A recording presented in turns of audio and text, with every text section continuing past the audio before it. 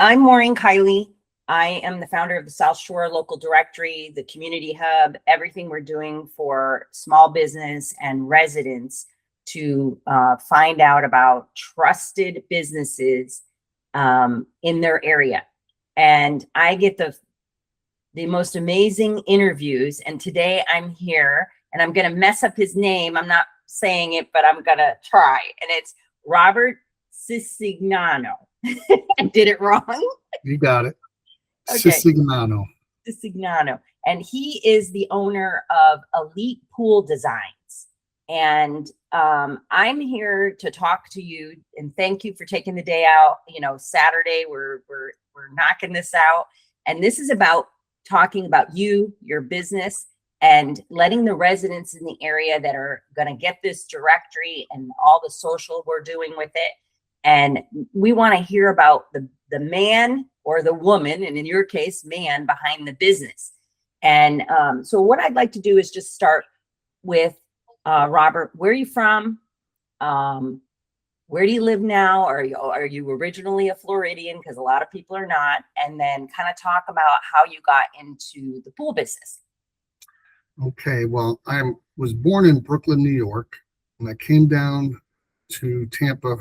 My father was transferred from his work in 1978. Ooh, okay. Technically, I feel like I'm a Floridian more than I am a New Yorker.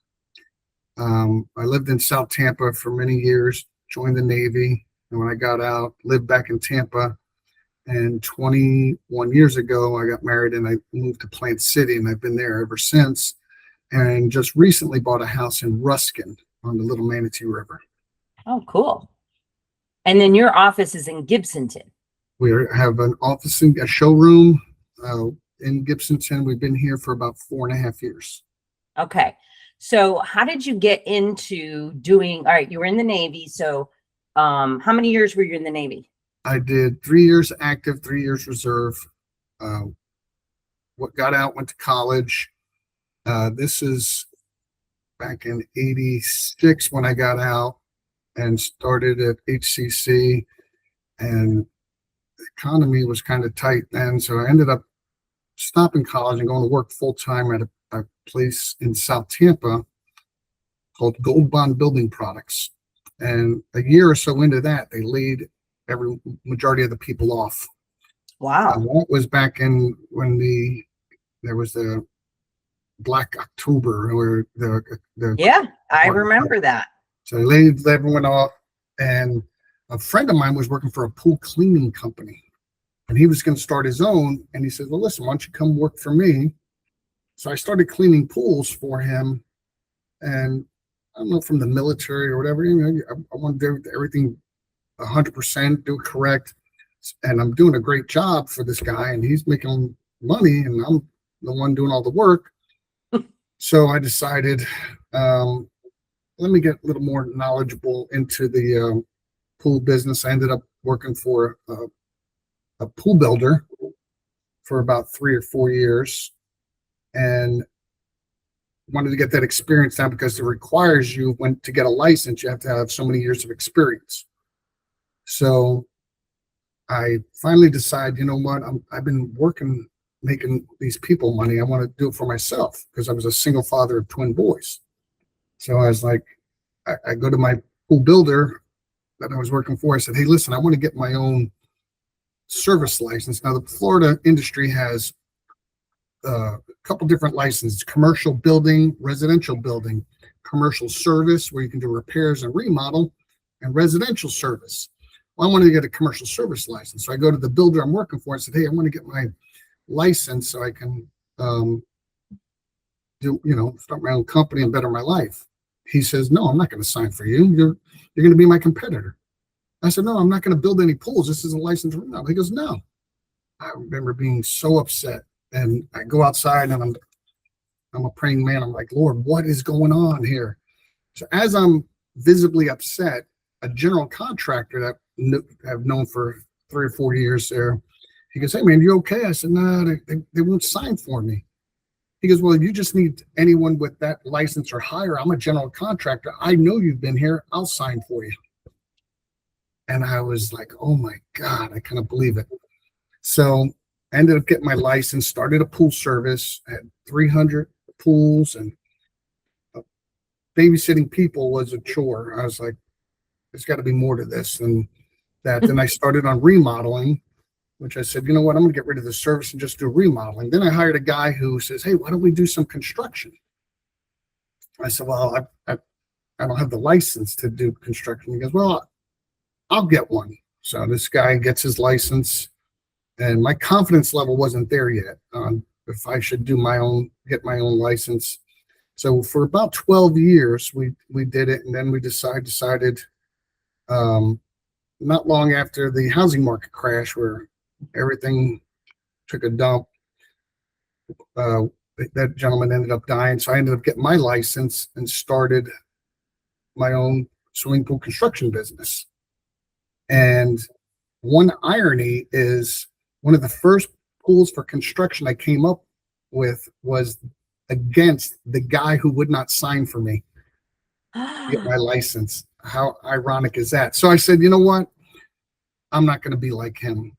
I said, I'll let him have it. I don't want to go tit for tat. So he calls me up and goes, hey, you're bidding against me. I've been working on this for 6 months. I go, well, you haven't closed it in 6 months. I said, I just got it to, working with her. I said, I'll tell you what, I'll call her and tell her I'm backing out of it and you can have it. So I called the lady up. I said, hey, listen, you can go with that guy. He's a good guy. He'll do you a good job. She's like, well, no, it's not.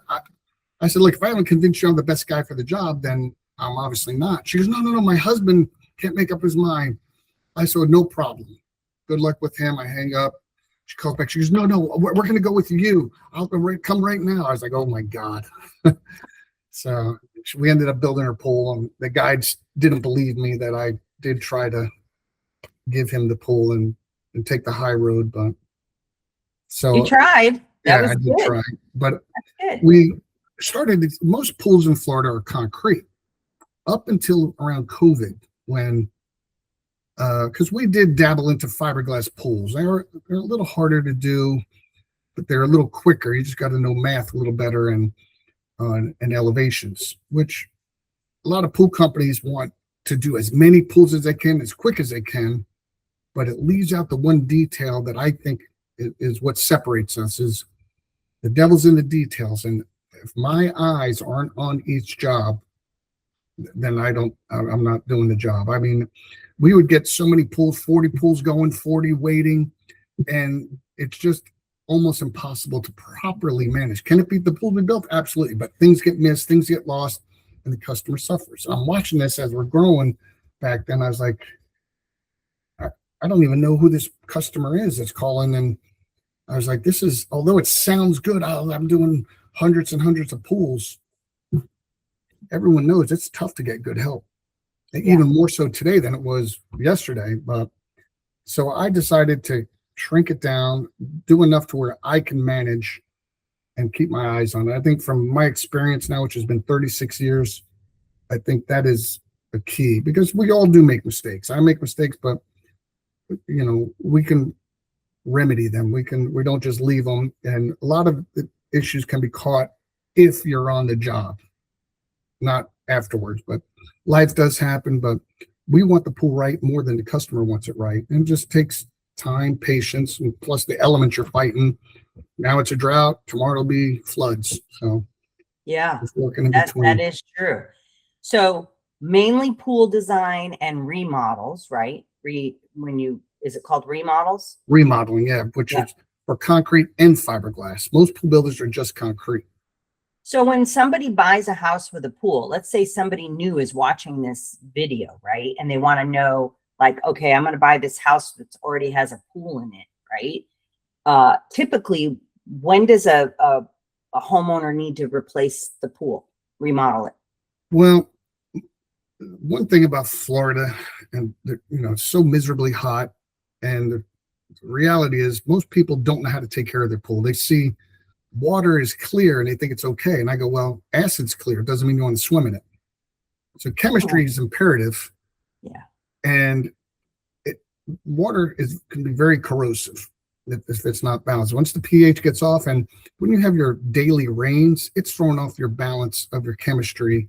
And people will go, man, I feel like I'm coming down with something. And they think it's a cold from something going around. It's actually from the pool. So I think when you move into a house, if you don't have any pool experiences, call a licensed guy to come out, because there's so many unlicensed people that are really destroying our market. So they should be able to tell you what is going on. There's an industry group called the FSPA, the Florida Swimming Pool Association. They have like 20 chapters around the whole state. I used to be president of the Tampa chapter. Okay. And it's people who actually care about our industry that are trying to better it, keep it updated, and have a code of conduct that is what every homeowner would expect of someone coming to the house. And we want to try and, give integrity to our industry. So that organization, people can find like pool service companies out of there, because you don't do pool service, right? No, but you can get pool stores, pool service, builders, electricians, everyone that applies to the contractors that are licensed that apply to building and remodeling a pool. Okay. So I want to ask a question of the process. So if I was to go build a pool, typically with your organization, what's the process and what should a homeowner expect to build a pool and how long? The crazy thing is where you live determines a lot as far as permitting. So if you're in the city of Tampa, that could take up to 4 months in permitting. Hillsborough County could take 4 weeks. So different counties, different municipalities within a county have different requirements.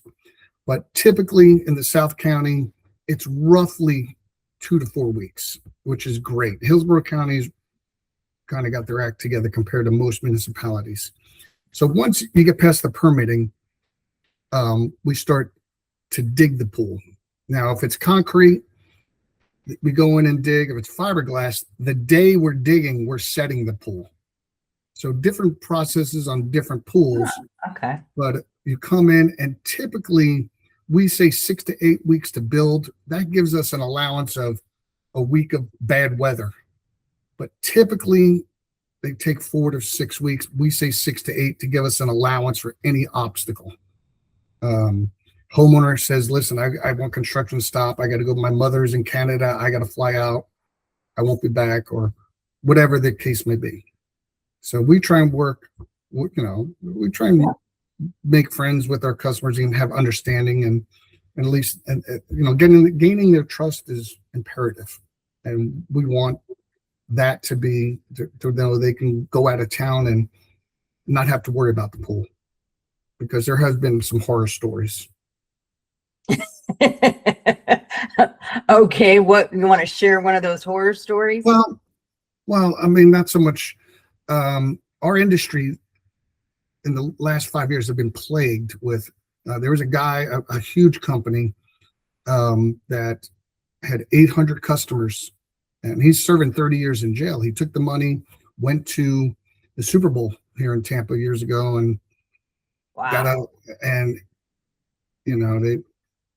it's so important, and it is difficult on any business to manage. Once the money's coming in, you got to be disciplined enough to not spend it, and so apply it to where it's supposed to go, because it is against the law for me to take someone's money and finish someone else's pool or start someone else's pool. And I think most contractors don't understand that. They think, well, I'll do this and I'll make up for it there. And it doesn't work. And unfortunately, experience will tell you that when a lot of these new guys coming in just don't have experience, and they may be somewhat intelligent in one area, but they lack the intelligence in another area. And there's a lot of guys that, the fact is the homeowner gets what they pay for. If they're going with the cheapest guy, they will get a guy that cuts a corner, and it's just not worth it. Yeah. They find out in the end. I mean, when that company went out of business, we were getting so many calls, and we decided, let's try to help these people. and we would go up. And if we made a minor mistake, they would blow up at us like we did. It was like, hey, listen, that's repairable. That's not a problem.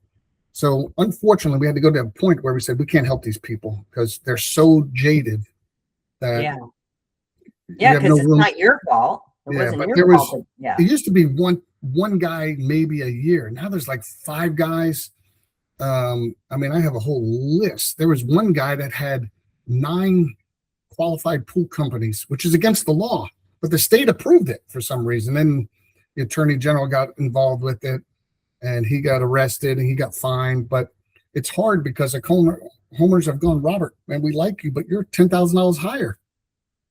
And then they come crying to me when it's time to fix it, and it cost them $20,000. And they would have saved money with me in the long run. And it's hard to convince. They go, well, they did my sister's pool because that one company, think about this, 800 customers from Sarasota, Bradenton up to Hernando County, Citrus County, Lakeland to St. Pete. They were dominating. We would look at our numbers and go, what are we doing wrong? And they said, man, the numbers don't work. And it caught him. It took about 8 years, but it got him, and there's major lawsuits, and he's got 30 years in jail now. Wow. But customers were going, oh, they're too expensive. And it is a difficult thing to convince people, hey, that savings isn't saving you. But Our pool was very expensive. when did you build it? We built it we moved here 5 years ago, and we went, and you're right, Hillsboro was good. Permitting was a month. And we started construction end of January of 21. Now, if you come a year earlier, give you an example. Pools before 2020, before COVID, started at 30,000. Today, they start at 60. One of the main reasons is, for instance, rebar was $1.99 before COVID, $4.80 a bar. Yeah. Why? Yeah, everything went up, and there was a supply issue. Exactly. Yeah. And then so you're at the mercy of all these things in your business. But our pool is beautiful.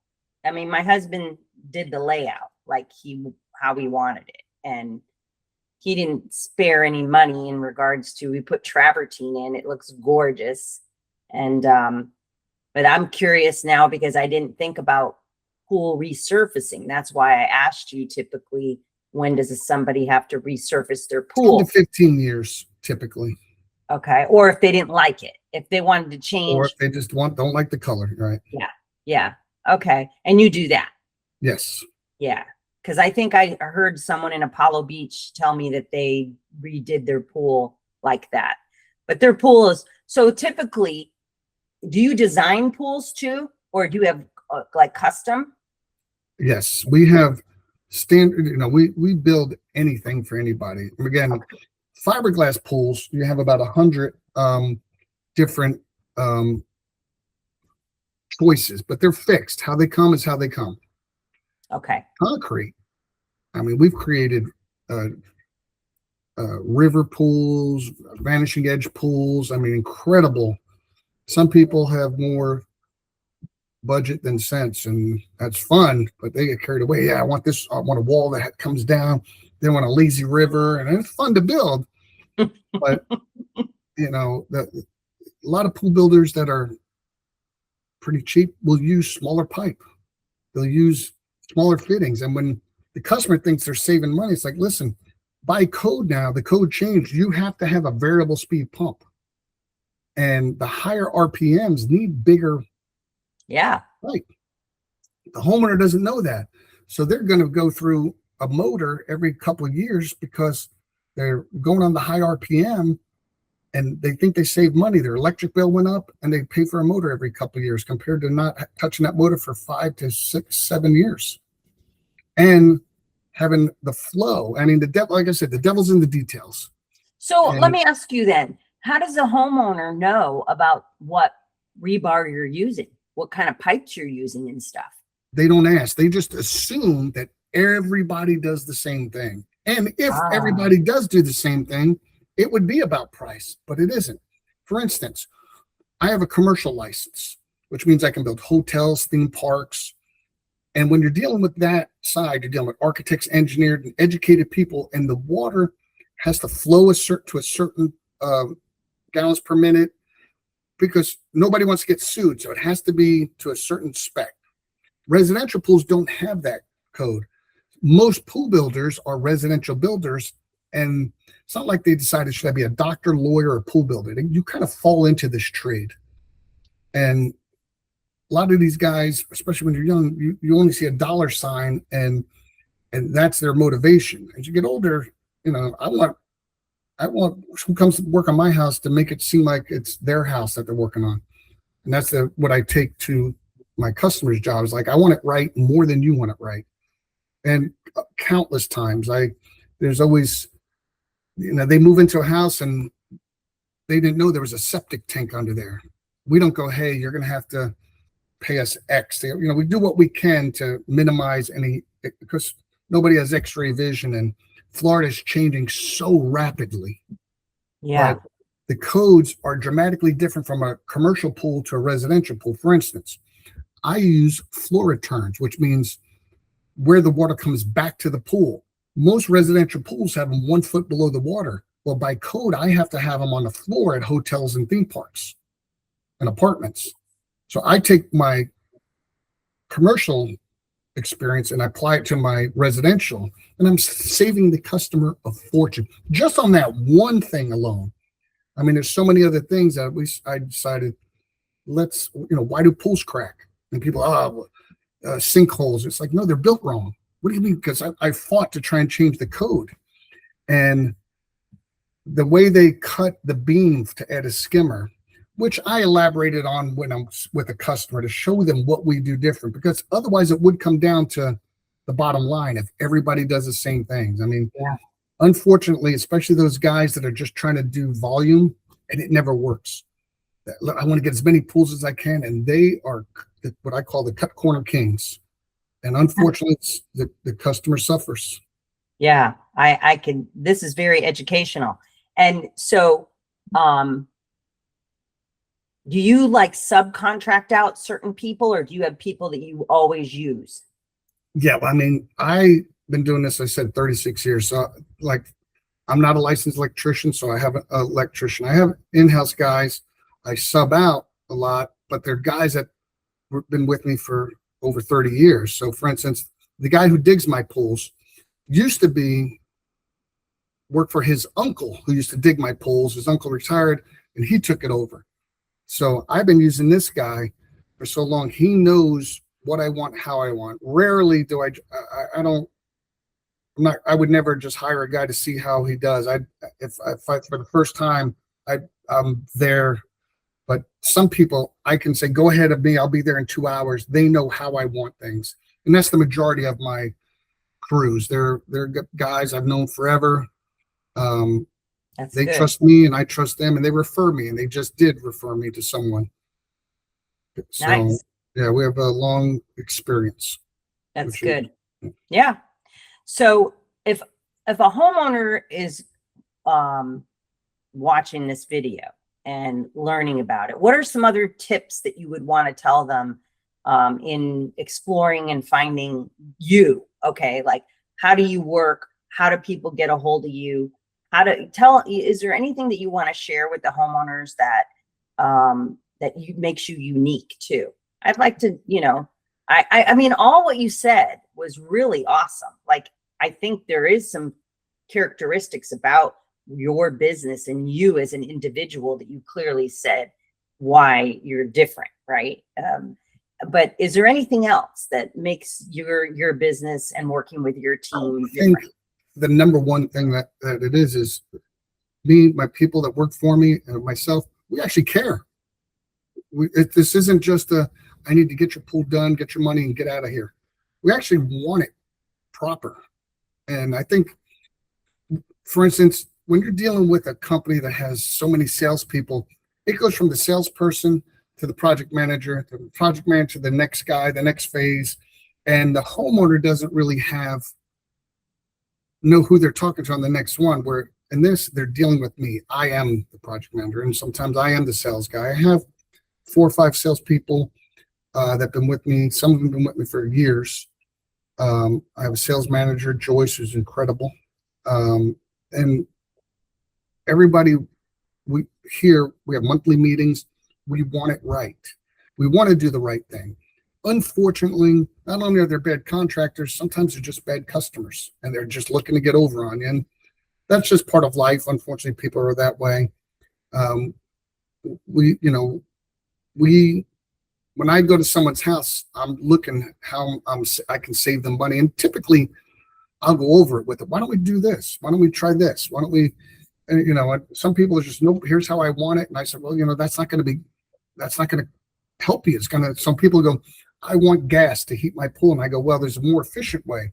I don't want it that. And I was like, well, hear me out. Let me give you the information, because at least let me give you the information and you can say no. Don't not look into it. 99% of the people are good. And I have a great relationship with them. Sometimes 1%, they're just going through something else in life and taking it out on you. Yeah. Well, it's a big investment. And it's something that you're going to use all the time. So it's important to be educated, which sounds like that's what you do, is you give people the facts, that they have a thought in their head that, oh, I lived in Michigan and now I live in Florida and this is how we did it up in Michigan. You know what I mean? Yeah, I've heard those very words. So I'm like, it is a huge investment, and you want to have someone really good build your pool. That's all I have to say. So I can't wait to go to your event.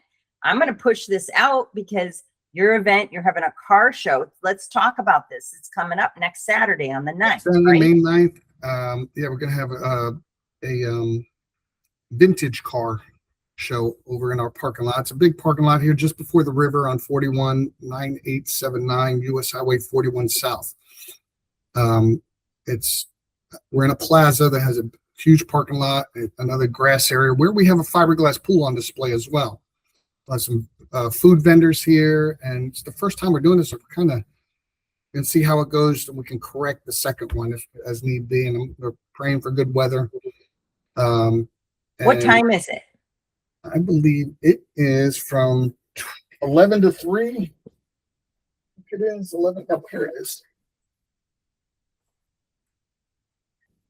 Okay, you're going to send me that. I'm going to send you that. It is from 12 to 3. 12 to 3. Public, DJ, food. So, yeah, we're excited. Okay. Yeah, it's going to be a good event. So what's the best way? Do they go to your website and they want to find out about your business, and if somebody's considering a remodel or considering a new pool? I mean, that's the initial. The best thing is call us. Either come to us or let us come to you. We got to look at access, get to know us. And I think the trust is what is as important as the pool, because if it's built wrong, it's just one phase has got an issue, and life happens. Things can happen that can be corrected, but if it's done after the fact, where you go, hey, I wanted it 3 feet over. Well, once it's in, it's in. It's so I always say, devil's in the details. I'm going to tell you my story after. Listen, I just did a pool in Mans Harbor. The builder, I think, ended up getting arrested right after the construction. It wasn't really how they wanted it. We raised the sun shelf. We had to, do some things. And she's going, I was so nervous, having been burnt by one. It's hard for her to trust us. And she loves us to death. And, we did a good job. And we have reference sheets. I have I had a 5.0 star rating on Google, and someone, Jim Carey, which I didn't do a pool. It's just someone put a fake name down, giving me a bad review. So, probably one of your competitors. Probably one of my competitors, but. That's good. I mean, people, if you really do read the reviews instead of just looking at the number, that's what really makes the difference, I think, for people to do business with other people. You know what I mean? Because it's the words that make a difference. Like, oh, what exactly did you do that was so awesome that got a 5-star? So, Yeah, it happens. You know, some of the So- customers, I always say common sense isn't common. Yeah, So- yeah. All right. Well, thank you for taking the time out of your day. And I appreciate this. And we're going to be putting this out on all of the sites and everything. And I appreciate it. I hope your event is going to be awesome. It will be. And the good thing I guess to get across is like we actually care. We want to do a good job, and we want the customer to be happy. We don't get taken advantage of, but we want it right, and we want to do the right thing because I want it done to me. So Yeah, absolutely. we treat people Okay. and the events how we want to be treated. So, or how they would want to be treated as well. But I thank you for your time and for this, and I will talk to you soon.